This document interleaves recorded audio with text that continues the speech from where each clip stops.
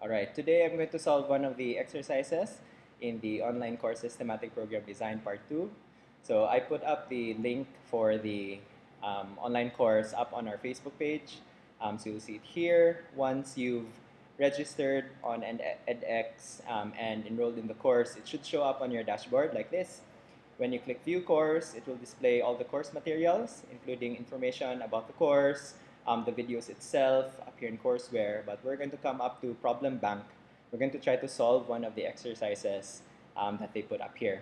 The exercises are ranked from easiest to hardest, and they're also the estimated time that each exercise is going to take. All right, I'm going to solve BSL problem 8.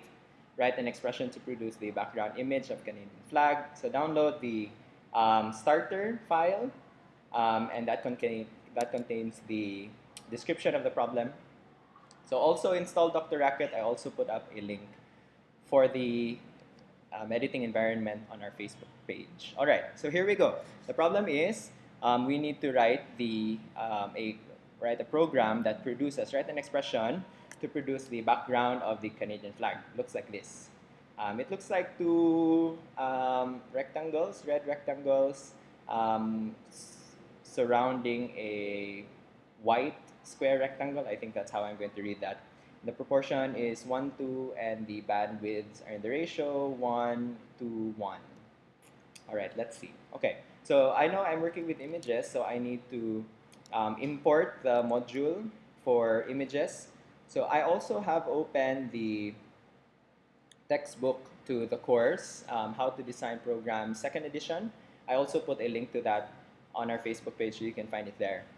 But anytime I need images, I need to import this module. So in beginning student language, the modules are called teach packs, and to import them, so I want to import the teach pack image, and to do that, I need to put require, so this line basically. So I'll run that just to make sure that my syntax is correct. All right, it works. So let's see. Maybe first I'll try to do a rectangle, and then in BSL that looks like this. And then I'm not sure exactly what the arguments are for rectangle, so I'll look it up in help desk. All right, here we go. Provided from to HTTP image, so that's what I want. So rectangle accepts width, height, mode, and color. And then mode, I think mode can either be outline or solid. Okay, so let's go with solid. So rectangle with ang proportions ko no kay 1 to, I don't know, let's just try something.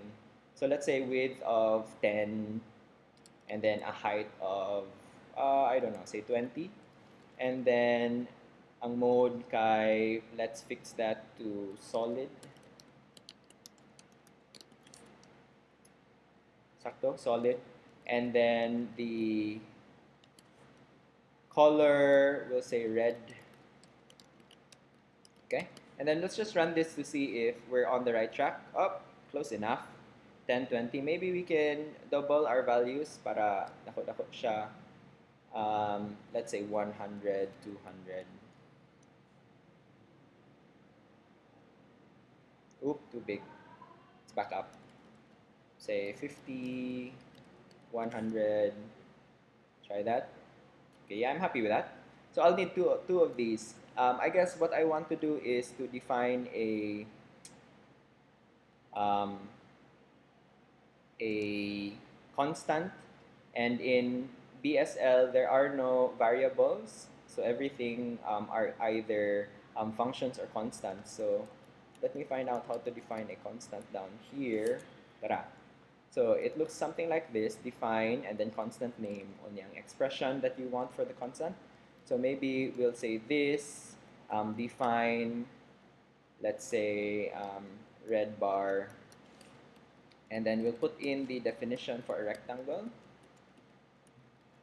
There you go. Okay, and then if I run this now, it shouldn't display anything, but when I say red bar down here, okay, it should produce that. Good. All right.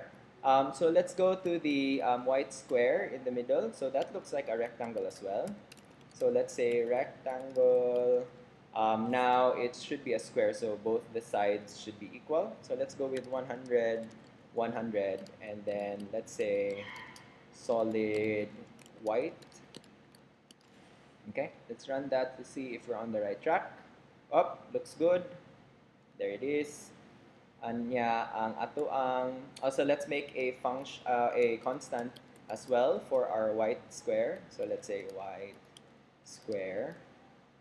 And then we'll copy the definition here. When we run that, we won't expect anything. But let's see, let's say white square here. Run. Oh, there it is. Okay, and now we can make our definition for the whole thing. So there's a function called beside. I think if I'm wrong, it will tell me. But what I want to say is I'll put 3 rectangles beside each other. First the red bar, and then the white square, and then the red bar again. And then let's see what happens when I do that. Ooh, there it is. Okay, I'll call this finished.